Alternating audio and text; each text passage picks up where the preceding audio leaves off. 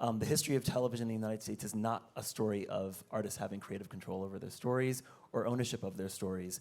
And yet, if you look at the history of just legacy television, even beyond the identity-based channels that we have, Black and queer representation especially, but all forms of storytelling from non-normative people actually end up like reviving these brands and making them culturally relevant at moments of crisis, particularly moments where new media has sort of entered in, right? The rise of cable in the 80s coincides with the rise, and in the 90s, coincides with the rise of Black representation on broadcast TV because they needed something to make them relevant, right? And then when the internet came in the late 1990s and early 2000s, it was queer representation and then also Black and Latinx representation, right, that made cable channels culturally relevant and helped them build stable audiences. So for me, OTV, what we're doing is sort of trying to take that history and say, we've actually been contributing to this medium for decades and not having any say in how our stories are told.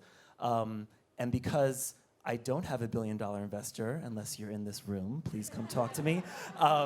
What I do is really just help artists tell their stories in the best way they can. Our brand is open. We are open to all the stories, and it's just, you're in Chicago, you're intersectional, we're gonna try and help you as best we can. That has done, over the years, some healing work from communities that feel like they have to curtail their story so that it can get to a big platform